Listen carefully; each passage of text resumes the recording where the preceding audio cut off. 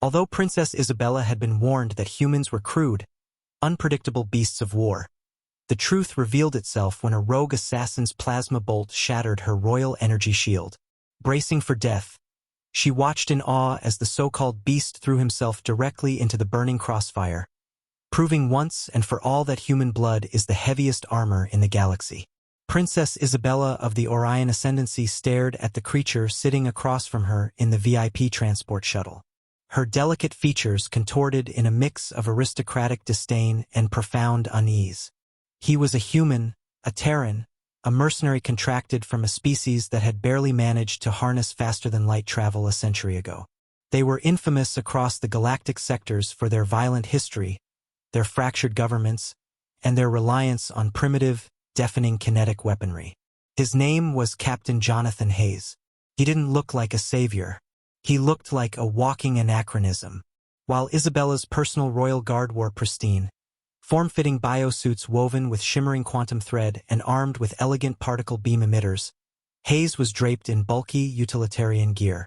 He wore a heavily modified exo-rig that bore the faded logo of Cryptek Precision, a human defense contractor that had somehow survived the jump from terrestrial wars to interstellar conflicts. Across his lap rested a battered but meticulously maintained rifle, a brutalistic piece of machinery stamped with the insignia of Heckler & Koch. It fired solid, high-velocity tungsten slugs. To Isabella, it was barbaric. "I still do not comprehend my father's logic," Isabella muttered to her aide, Chancellor Richard, speaking in the King's English, a language the Ascendancy had adopted for trade negotiations with the Terran sectors. She didn't bother to lower her voice. "We are attending the Geneva Orbital Summit. It is a fortress of diplomacy. Having this contractor trailing me is a public insult to our own royal guard." Richard, an older, slender man with a silver streak in his hair and the impeccable posture of a seasoned diplomat, adjusted his monocle display. "King William insisted, Your Highness." With the recent unrest in the outer colonies, he felt an outside security element was prudent. The human firm Constellus has a certain reputation for blunt efficiency. "Blunt is the operative word," Isabella scoffed, crossing her arms. Her skin, a pale luminescent ivory, seemed to glow under the shuttle's ambient lighting. "Look at him. He hasn't moved in 20 minutes. I am half convinced his cognitive functions are in hibernation." Hayes didn't blink. His icy blue eyes remained fixed on the primary airlock door, his jaw set like carved granite beneath a shadow of 5 o'clock shadow. He had heard every word, but his expression betrayed nothing. His earpiece chirped with scrambled tactical feeds running on a closed loop provided by a Lockheed Martin secure comm satellite orbiting nearby. "I am awake, Your Highness," Hayes said suddenly. His voice was a deep, gravelly baritone that vibrated in the small cabin. "And for the record, my cognitive functions are focused on the 3 anomalous thermal signatures currently tracking this shuttle's vector. Though I'm sure your royal guard has already noticed them." Isabella bristled, her pride stung. She glanced at the captain of her guard, Commander Thomas, who hurriedly checked his wrist console. Thomas frowned, tapping the glass. "The human is mistaken," Thomas declared smoothly, shooting Hayes a condescending glare. "Our sensor arrays are state-of-the-art. There is nothing out there but the summit's automated defense drones." Hayes slowly turned his head to look at Thomas. The human's gaze was heavy, tired, and entirely devoid of intimidation. It was the look of a man who had seen too many graves to care about a shiny uniform. "Those drones are operating on an erratic patrol algorithm," Hayes stated, his voice flat. "Standard defense grids use overlapping figure 8s to maximize scanner coverage. Those 3 drones are shadowing our blind spots. They're mirroring our trajectory. It's a textbook hunter-killer pattern." "Paranoia," Thomas scoffed, turning his back on the human. "The byproduct of a species that evolved by clubbing each other in the mud. Relax, Princess. We dock in 5 minutes. The summit is perfectly secure." Isabella let out a soft sigh of relief, though her eyes lingered on Hayes. He didn't argue. He didn't push the issue.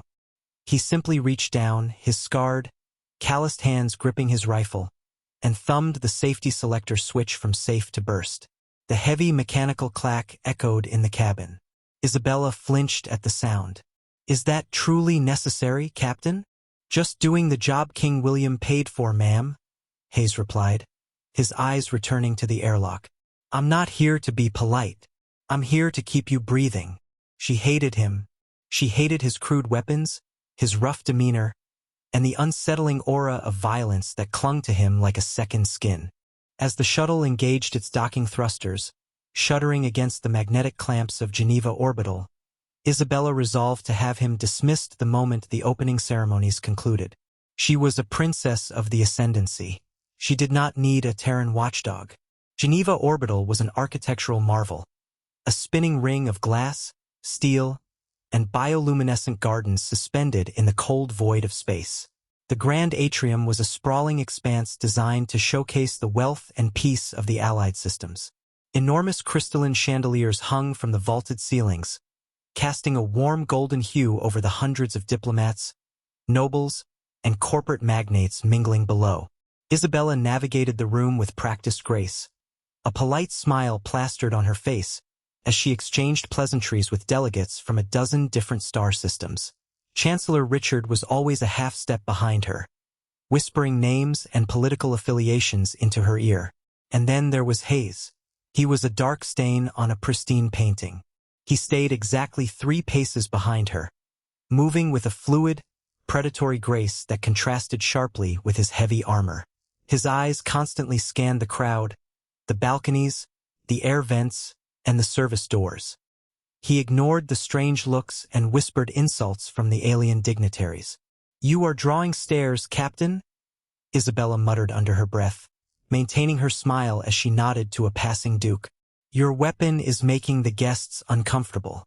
Here we rely on civilized defense protocols. Kinetic weapons are considered barbaric." "If things go south, Princess, you'll be glad for the barbarism," Hayes replied softly through his throat mic, his voice piping directly into her royal earpiece. "I don't like this room. Too many sight lines, too much glass. The environmental controls are running a heavy hum, perfect for masking the sound of localized jamming equipment." "You are being paranoid again," Isabella snapped quietly. "Commander Thomas has 12 guards stationed at the perimeter. The Ascendancy's energy grid is flawless." "Energy grids can be hacked," Hayes countered. "Bullets don't have motherboards." Isabella rolled her eyes and turned her attention to Chancellor Richard, who was gesturing toward a grand podium at the center of the room. "It is almost time for your address, Your Highness," Richard said, his voice smooth and reassuring. "The treaty signing will commence shortly." "Thank you, Richard," she said, stepping away from Hayes. "Captain, hold your position by the fountain. Do not follow me to the podium. That is an order." Hayes stopped. His jaw tightened, but he gave a curt nod. "Understood." As Isabella walked toward the raised platform flanked by Commander Thomas and 2 other royal guards, a sudden, sharp ringing pierced the ambient noise of the atrium. It wasn't a physical sound, but a high-frequency digital squeal that caused the quantum thread biosuits of her guards to flicker violently. Across the room, Hayes stiffened. He recognized that sound. It was an electromagnetic disruption field. He had seen Raytheon prototypes do the same thing during the resource wars on Mars. "Princess, get down," Hayes roared, his voice cutting through the elegant chatter of the gala like a thunderclap. Isabella turned, her brow furrowing in irritation. "Captain, I told you to." The grand glass skylight of the atrium shattered, but not from an external breach. It was blown outward by explosive charges planted inside the structural framing. In an instant, the golden lights of the chandelier died, plunging the massive room into twilight, illuminated only by the cold, distant light of the stars and the flickering emergency strobes. Panic erupted. Diplomats screamed and scrambled as a dozen figures rappelled down from the shattered ceiling. They wore slick crimson-black stealth suits, their faces hidden behind featureless obsidian visors. "Crimson Dawn," Commander Thomas shouted, drawing his particle beam emitter. "Form up. Shield wall." The royal guards rushed to surround Isabella, activating their personal energy shields. A dome of shimmering blue light enveloped the princess. Isabella gasped, her heart hammering against her ribs, but a wave of relief washed over her. The Ascendancy shields were impervious to standard plasma fire. She was safe, but the assassins didn't fire standard plasma. The lead insurgent landed gracefully on the marble floor, raising a heavy shoulder-mounted weapon. It emitted a sickening, low-frequency hum. It was a destabilizer cannon, a weapon designed specifically to invert and shatter quantum shielding. The insurgent fired. A blinding bolt of violet energy struck the Royal Guard's shield dome.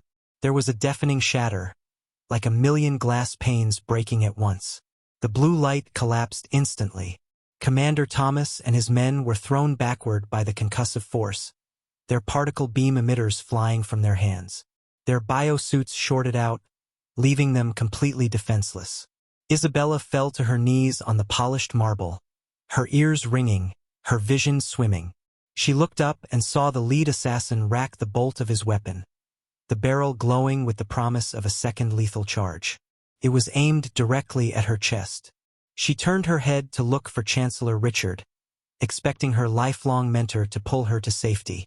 Instead, she saw Richard standing calmly off to the side, outside the kill zone. He wasn't running. He wasn't screaming. He was simply watching, his face a mask of cold indifference. Treason. The realization hit her harder than the concussive blast. The assassin's weapon hummed to its peak frequency. Isabella squeezed her eyes shut, waiting for the burning oblivion of the plasma. She had been a fool. Her technology had failed her. Her trusted aide had betrayed her. She was going to die here, light years from home. Contact. The roar was human, raw, and full of primal fury. Before the assassin could pull the trigger, a blur of dark armor and heavy webbing slammed into the space between Isabella and the weapon's barrel. Captain Jonathan Hayes didn't rely on quantum probability or energy fields. He relied on mass, momentum, and a DARPA-engineered ceramic graphene composite chest plate. As Hayes threw himself into the path of the assassin's weapon, he didn't just stand there to take the hit. He tackled Isabella to the floor, wrapping his massive, armored frame around her fragile body. The assassin fired. The violet plasma bolt struck Hayes directly in the center of his back. The impact was horrific. To Isabella, beneath him, it felt as though a star had gone supernova an inch away. The sheer kinetic shock wave drove the air from her lungs. The sound was a deafening hiss, followed by the sickening crackle of superheated matter meeting physical resistance. Unlike an energy shield, which attempts to deflect plasma, Hayes's human armor was designed to absorb and ablate. The graphene weave flashed white-hot, instantly vaporizing the outer layer of his tactical rig. The smell was instantaneous and nauseating. Burning polymer, ozone, and the distinct copper stench of searing flesh. Hayes let out a guttural, agonizing grunt through gritted teeth. But his grip on Isabella never loosened. The plasma bolt dissipated against his armor, leaving a glowing, molten crater in his back plate. "Captain!" Isabella screamed, expecting his dead weight to crush her. Instead, Hayes moved. Adrenaline and military-grade trauma stimulators, injected automatically into his bloodstream by his suit's biometric monitors, flooded his system. He didn't just survive. He weaponized the pain. Rolling off Isabella in a single, fluid motion, Hayes brought his Heckler and Koch rifle to bear. The assassins, used to fighting enemies who relied on particle beams and energy shields, had activated their own personal deflectors. It was a fatal miscalculation. Energy shields work on a simple principle. They disperse high-energy plasma and lasers. They are not calibrated to stop a physical 5.56 millimeters tungsten core bullet traveling at 3,000 feet per second. Hayes pulled the trigger. The rifle barked, bam, bam, bam. A deafening mechanical roar of pure kinetic violence. The heavy tungsten rounds punched straight through the lead assassin's energy shield as if it were made of paper. The 3-round burst took the insurgent in the center of his black visor. The assassin's head snapped back, and he crumpled to the floor, instantly dead. "Move!" Hayes roared, grabbing the collar of Isabella's silken dress with a bloodied, soot-stained glove. He hauled her to her feet with shocking strength. "We're completely exposed. Move to the maintenance corridor now." The remaining assassins opened fire. Streaks of red and violet plasma scorched the air, melting the marble pillars and shattering the remaining glass. Hayes shoved Isabella ahead of him, providing suppressing fire. His rifle spat casings onto the floor, the smell of cordite mixing with the burning ozone. He moved with a terrifying, calculated efficiency. Every time he paused, his rifle barked, and an assassin dropped. He wasn't relying on computer-assisted targeting or automated defense grids. He was relying on muscle memory drilled into him on a dozen different battlefields. Isabella stumbled in her high heels, her mind entirely fractured by the sheer velocity of the violence. This brute, this primitive human she had mocked just an hour ago, had just taken a direct hit from a plasma cannon to save her life. They reached a heavy steel maintenance door tucked behind a ruined hydroponics display.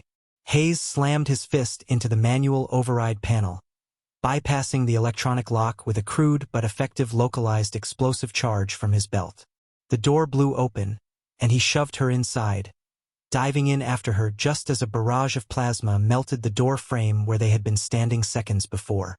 He slammed the emergency bulkhead shut behind them and spun the heavy locking wheel. Total darkness consumed them, save for the faint red glow of emergency strip lighting in the narrow metallic tunnel. Isabella collapsed against the cold steel wall, gasping for air, her royal poise completely obliterated. She looked at Hayes. The human was leaning heavily against the blast door. He reached around to his back, his heavy glove coming away slick with half-melted polymer and blood. The armor had saved his life, but the sheer thermal transfer had caused third-degree burns across his shoulder blades. He didn't scream. He didn't complain. He just opened a pouch on his chest rig, pulled out a DARPA-issued medical auto-injector, and jammed it into his own thigh. He hissed through his teeth as the painkillers hit his system, his eyes squeezing shut for a brief second. "Captain," Isabella breathed, her voice trembling. "You're back. You're burning." Hayes exhaled a long, shaky breath, ejecting the spent magazine from his rifle and slamming a fresh one home with a sharp click. "I'll live, Princess." The armor held. "But the plasma," she stammered, staring at the molten crater on his suit.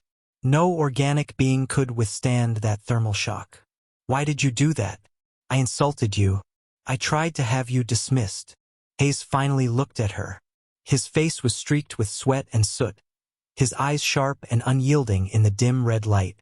"You hired a human, Your Highness," Hayes said, his voice a low, rough rumble. "We don't fight with shiny force fields or fancy math. We fight with sweat, blood, and a stubborn refusal to die.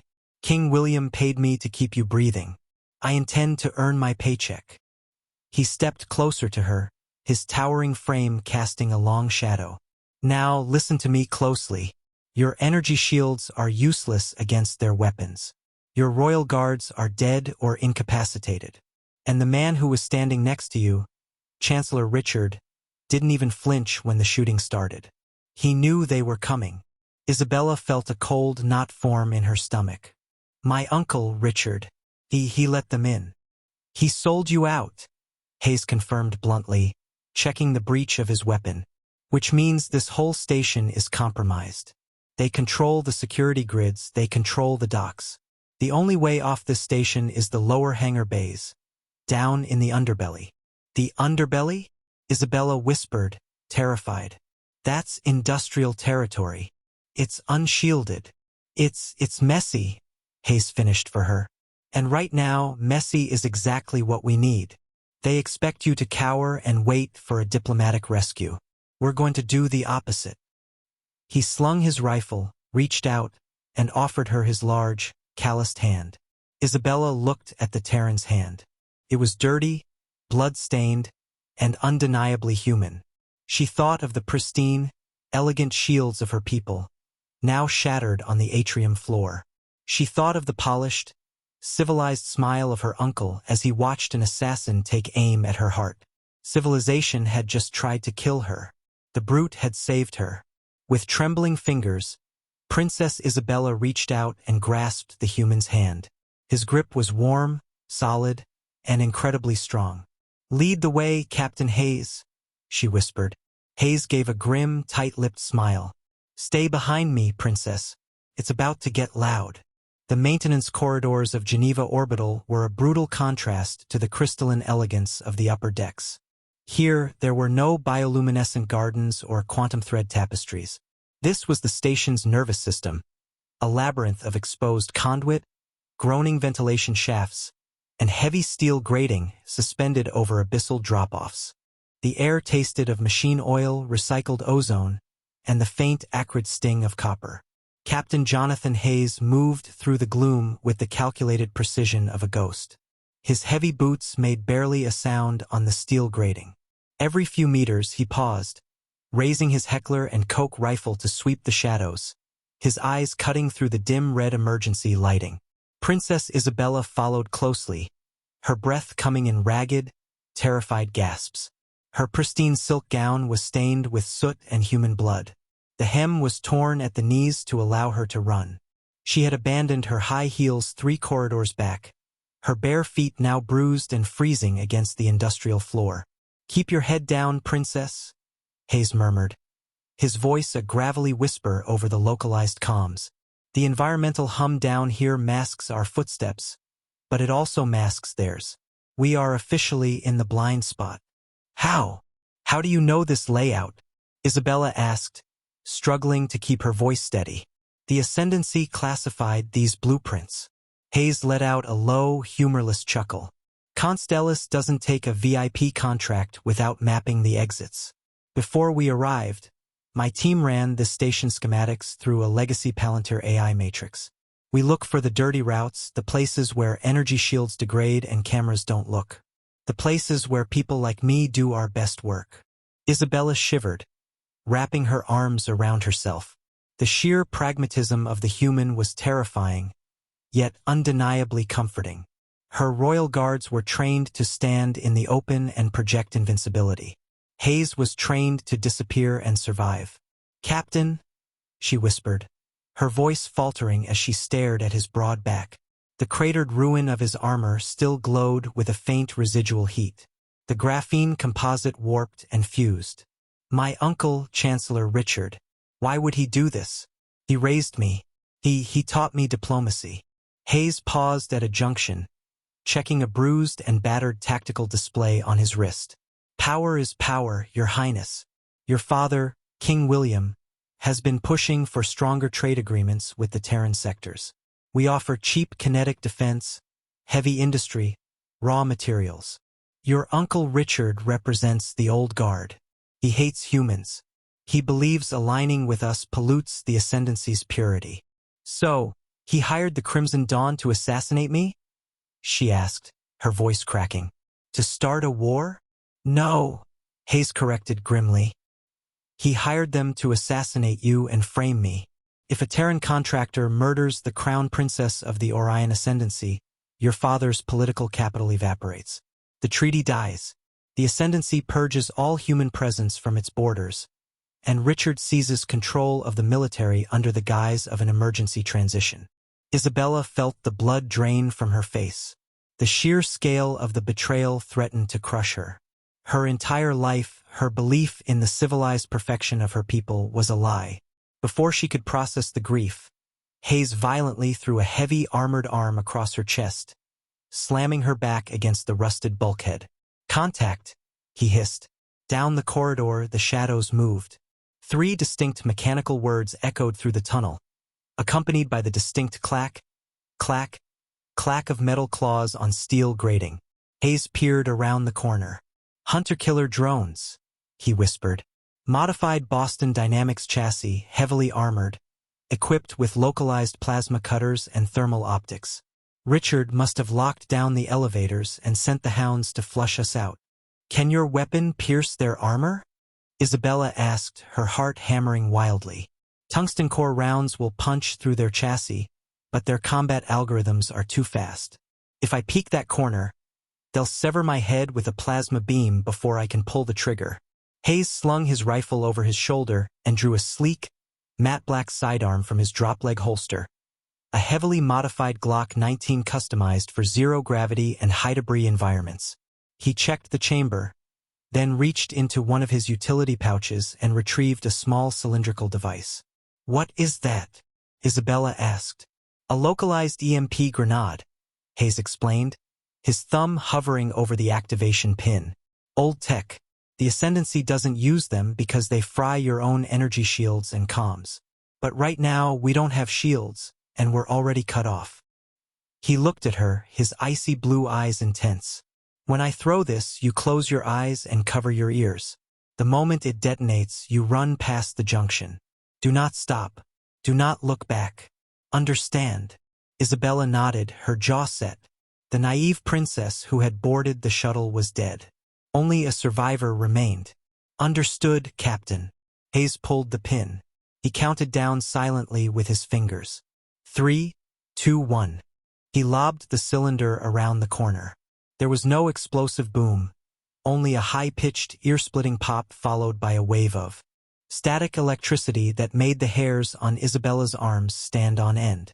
Every light in the corridor instantly died, plunging them into absolute, suffocating darkness. "Move!" Hayes roared. Isabella ran. She sprinted blindly past the junction, her bare feet slapping against the cold steel. Behind her, the darkness was shattered by the blinding muzzle flash of Hayes's pistol. Bam, bam, bam. The concussive force of the gunshots in the enclosed space was deafening. Isabella risked a glance over her shoulder. The EMP had scrambled the drone's optical sensors and disrupted their plasma cutters, but it hadn't completely disabled them. One of the mechanical hounds leaped from the wall, its metallic jaws snapping toward Hayes's throat. Hayes didn't retreat. He met the machine midair, bringing his heavy ceramic forearm up to block the bite. The drone's metal teeth crunched into his armor, inches from his flesh. With a guttural roar, Hayes pressed the barrel of his Glock directly against the machine's primary sensory cluster and pulled the trigger 3 times. Sparks showered the corridor as the drone's head shattered, its chassis going limp. Hayes kicked the heavy machine away, spinning instantly to engage the second drone. He fired until the pistol clicked empty, the rounds tearing through the machine's crippled servos. The third drone, recovering from the EMP, lunged at his legs. Hayes dropped the empty pistol, drew a heavy, serrated K-bar combat knife from his chest rig, and drove it downward with bone-crushing force. The carbon steel blade pierced the drone's primary battery housing. Corrosive fluid erupted, sizzling against Hayes's boots, but the machine died. Panting heavily, Hayes wrenched the knife free and reholstered it. In the flickering glow of emergency backup lights slowly kicking back online, he looked like a demon forged in steel and shadow. He jogged over to Isabella, retrieving his rifle. "Are you hurt?" She shook her head, staring at him in awe. You destroyed them with nothing but kinetic force and steel." "Sometimes, Princess, a hammer is better than a scalpel," Hayes grunted, checking his ammunition. "Come on, the hangar is just below us. We're almost out of the fire." Hangar Bay 4 was an enormous, cavernous space, smelling of aviation fuel and cold space. Unlike the polished diplomatic bays above, this was a heavy freight loading zone. Massive Caterpillar 0G loaders sat idle next to towering stacks of cargo containers. At the far end of the bay, resting on the magnetic launch catapult, was an old Terran freighter, a legacy SpaceX deep void hauler, scarred and battered, but heavily armored. "There," Hayes pointed, moving them behind a stack of shipping crates. "That's our ride. My extraction pilot, Reynolds, is prepping the engines. Once we're aboard, we burn hard for the Terran border. They won't dare follow us into human space." But as they edged closer to the ship, the massive overhead floodlights of the hangar violently clicked on, flooding the bay with blinding artificial daylight. Isabella shielded her eyes. As her vision adjusted, her heart plummeted into her stomach. Standing on the loading ramp of the Terran freighter was Chancellor Richard. He was flanked by Commander Gideon, the leader of the Crimson Dawn assassins, and a dozen heavily armed mercenaries. Reynolds, Hayes's pilot, was kneeling on the deck, his hands bound, bleeding from a severe head wound. "Captain Jonathan Hayes." Richard's voice echoed through the hangar over a localized PA system. The Chancellor stepped forward, his tailored silk suit pristine, his face a mask of aristocratic smugness. "I must admit, your resilience is impressive." The casualty reports from the atrium and the maintenance shafts were quite startling. "You humans truly are hard to kill." Hayes stepped out from behind the crates, pulling Isabella behind him. He kept his rifle raised, the red dot sight resting squarely on Richard's chest. "Let the pilot go, Richard," Hayes called out, his voice echoing across the bay. "You've already lost. The princess is alive. Your coup is burned." "Lost?" Richard laughed, a cold, dry sound. "My dear Captain, I have won. You have simply delivered my niece to an unmonitored sector of the station. When my men are finished, the security feeds will show that you, a rogue Terran contractor, murdered the princess in a panicked attempt to hijack a freighter. My men simply arrived too late to save her." Richard turned his gaze to Isabella. "I am sorry, my dear, but the Ascendancy has grown soft. Your father's obsession with the Terrans is polluting our culture. We are creatures of light and intellect. We do not ally ourselves with mud-dwelling thugs. Your sacrifice will unite our people. We will wipe the Terran sectors from the star maps." Isabella stepped out from behind Hayes. Her fear was gone, replaced by a cold, burning fury she didn't know she possessed. "You are a coward, Richard." Isabella's voice rang out clear and commanding. "You speak of intellect, yet you hire assassins to do your bloody work. You speak of light, yet you hide in the shadows. The Ascendancy is not soft. You are arrogant, and this mud-dwelling thug has more honor in his shattered armor than you have in your entire lineage." Richard's face tightened with fury. "Kill them. Leave enough of the human intact to frame the scene." Commander Gideon raised his plasma cannon, and the mercenaries activated their personal energy shields, forming an impenetrable wall of shimmering violet light. They began to advance. "Princess," Hayes said, his voice terrifyingly calm. "Do you trust me?" Isabella looked at the blood running down his chin, the burns on his back, and the unyielding fire in his eyes. "With my life, Captain." "Good. When I move, you run for that loading ramp and get Reynolds on his feet." Before she could ask what he was planning, Hayes did something entirely insane. He didn't take cover. He didn't retreat. He charged directly at the advancing wall of shielded mercenaries. Commander Gideon laughed. "Foolish ape. Fire." Streaks of searing plasma tore through the air. Hayes hit the deck, sliding across the polished hangar floor on his heavy ceramic knee pads, narrowly dodging a volley of fire that melted the crates behind him. He wasn't aiming at the mercenaries. He was aiming at the massive Caterpillar 0G loaders suspended on the magnetic crane tracks directly above them. Hayes raised his rifle, flipped the selector switch to full auto, and dumped the rest of his magazine into the heavy, pressurized, volatile fuel cells of the nearest loader. Tungsten rounds shattered the containment casing. "Down!" Hayes roared, diving behind a reinforced steel pylon. The explosion was catastrophic. The industrial fuel cell detonated with the force of a localized seismic event. A massive shockwave of kinetic force and concussive fire ripped downward. Energy shields, designed to disperse directed plasma and laser fire, were entirely useless against thousands of pounds of sheer expanding physical pressure and shrapnel. The shimmering violet shields flickered and violently shattered under the kinetic overload. Mercenaries were thrown like rag dolls across the hangar, their armor crushed by flying debris and the sheer concussive wave. Through the smoke and raining metal, Hayes emerged, a terrifying silhouette of pure violence. He drew his combat knife and charged the remaining dazed mercenaries. It wasn't a battle. It was an execution. Hayes moved with a brutal, terrifying efficiency. He didn't use finesse. He used leverage, momentum, and the brutal reality of human anatomy. He disarmed, broke, and incapacitated the surviving assassins in a matter of seconds, leaving a trail of groaning, broken bodies in his wake. Commander Gideon, recovering from the blast, drew a heavy plasma pistol and aimed it at Hayes's back. Bang! Gideon froze, his eyes widening in shock. A dark hole appeared in the center of his crimson biosuit. He dropped to his knees and collapsed. Hayes turned, breathing heavily, blood pouring from a dozen new shrapnel cuts.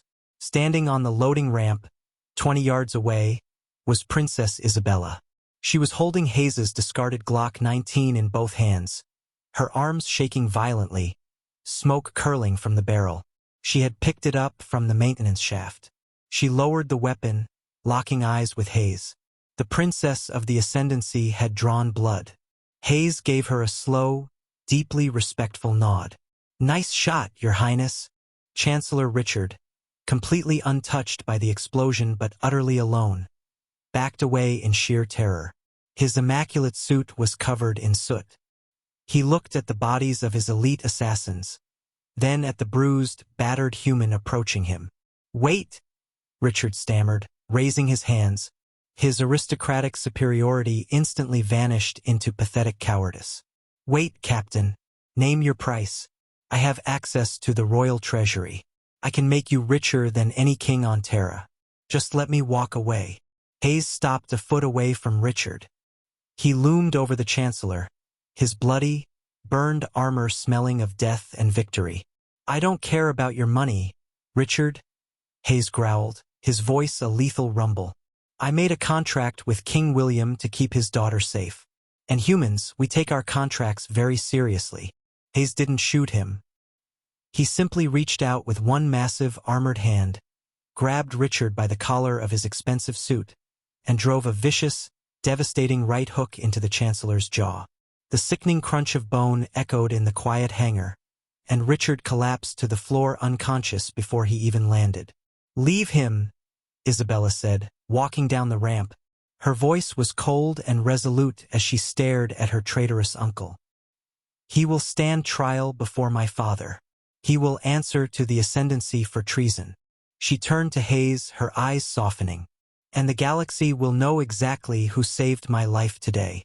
Hayes managed a tired, bloody smirk as he walked up the ramp, hauling the groggy pilot, Reynolds, over his shoulder. "Let's just get out of here, Princess. I think I've had enough high society for one day." As the massive airlock doors of the hangar opened to the cold, infinite void of space, the battered SpaceX freighter ignited its thrusters. It shot out into the darkness, a scarred, ugly vessel of human engineering carrying the future of the Orion Ascendancy safely toward the stars. Isabella looked out the viewport, watching Geneva Orbital shrink in the distance. She had once thought humans were crude, unpredictable beasts of war. Now she knew the truth. When the pristine shields of civilization shatter, when the elegant words of diplomats turn to treason, it is the raw, unbreakable iron of the human spirit that stands in the fire. And she would never underestimate a Terran again. Did you enjoy this journey into the gritty, unbreakable spirit of humanity? If Captain Hayes's relentless bravery and Princess Isabella's epic transformation kept you on the edge of your seat, smash that like button and share this story with your fellow sci-fi fans. Don't forget to subscribe and ring the notification bell so you never miss another thrilling sci-fi adventure. Drop a comment below with your favorite moment and join our growing community of interstellar storytellers today.